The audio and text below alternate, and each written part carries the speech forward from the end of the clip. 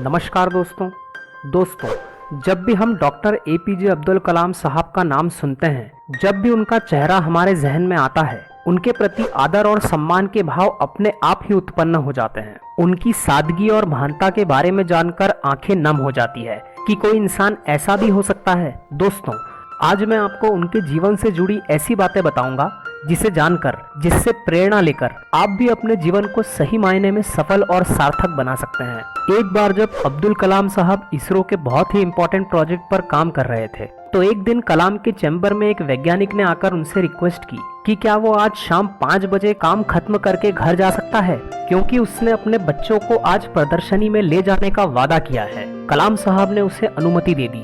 फिर वो वैज्ञानिक खुशी खुशी फिर अपने काम पर लग गया। उसके बाद वो वैज्ञानिक काम में इतना लीन हो गया था कि उसे अपने बच्चों से किए वादों का भी ख्याल नहीं रहा।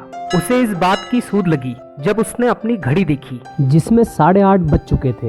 यह देखकर वो जल्दी जल्दी कलाम साहब के चैम्बर में पहुंचा, लेकिन कलाम साहब वहां नहीं थे, तो उसे बहुत निराशा हुई। उसे अपने बच्चों से किया वादा पूरा ना करने का बहुत दुख था। फिर वो वैज्ञानिक उदास मन से अपने घर लौट आया। घर लौटकर उसने अपनी पत्नी से पूछा कि बच्चे कहाँ हैं। पत्नी ने जवाब देते हुए कहा कि आप नहीं जानते, अब्दुल कलाम जी घर आए थे और बच्चों को प्रदर्शनी दिखाने अपने साथ ले गए हैं। दरअसल जब डॉक्टर कलाम ने देखा कि वो वैज्ञानिक मग्न होकर अपने काम में लगे हुए हैं, तो उन्होंने उसका ध्यान भटकाना उचित नहीं समझा। लेकिन जब किसी ने अपने बच्चों से वादा किया है, तो वे उसे जरूर प्रदर्शनी दिखाने जाएंगे। इसीलिए डॉक्टर कलाम ने बच्चों को घुमाने का काम स्वयं करने का फैसला किया और उन्हें प्रदर्शनी दिखाने ले गए। अपनी पत्नी की बातें सुनकर उस वैज्ञानिक की आंखों से आंसू छलक पड़े। उसके दिल में अब्दुल कलाम साहब के लिए जो आदर, जो सम्मान था, वो कहीं गुना बढ़ गया और फिर उसने मन ही मन कलाम साहब को धन्यवाद दिया। दोस्तों, अब डॉक्टर एपीजे अब्दुल कलाम साहब के जीवन से जुड़ा दूसरा किस्सा मैं आपको बताता हूँ।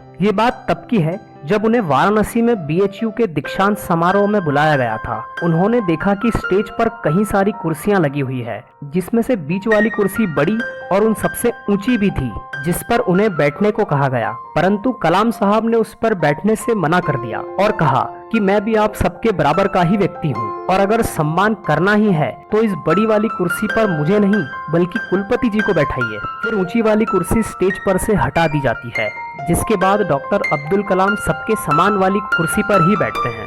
दोस्तों, डॉक्टर कलाम अपने जीवन में खुद को कभी बड़ा व्यक्ति नहीं मानते थे। वे अपने आप को सबके बराबर एक समान समझते थे और अपनी इसी समानता के भाव के चलते डॉक्टर अब्दुल कलाम साहब कुरान और गीता दोनों का अध्ययन करते थे और गीता और कुरान को बराबर सम्मान देते थे। उनकी नजर में कोई भी ग्रंथ बड़ा या छोटा नहीं था। उनका मानना था कि बस ज्ञान जहाँ से मिल रहा हो उसे ले लेना चाहिए। ऐसी उनकी सोच थी। दोस्तों, अब बात करते हैं डॉक्टर कलाम के जीवन के तीसरे अद्भुत किस्से की। राष्ट्रपति बनने के बाद डॉक्टर कलाम त्रिवेंद्रम की अपनी पहली यात्रा के दौरान वे केरल के एक राजभवन में ठहरे थे और उन्हें राष्ट्रपति के मेहमान के रूप में किन्हीं 2 लोगों को बुलाने का अधिकार था।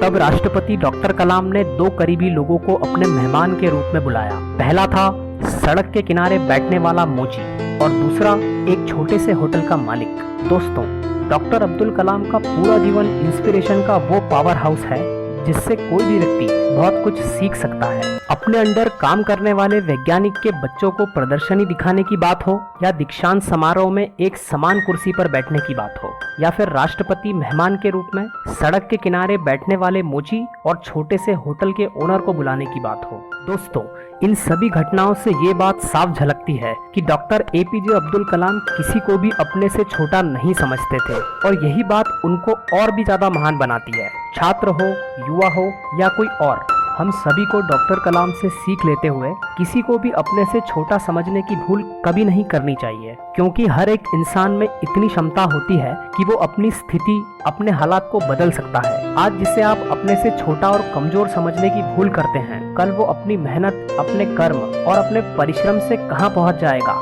कोई नहीं जानता। क्योंकि दोस्तों, वो कहते हैं ना, अगर ऊंचा उठना है तो अपने अंदर के अहंकार को निकालकर स्वयं को हल्का करो, क्योंकि ऊंचा वही उठ पाता है जो हल्का होता है।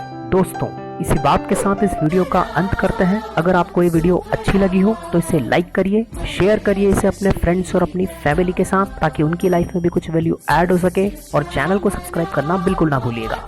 जय हिंद, वंदे मातरम।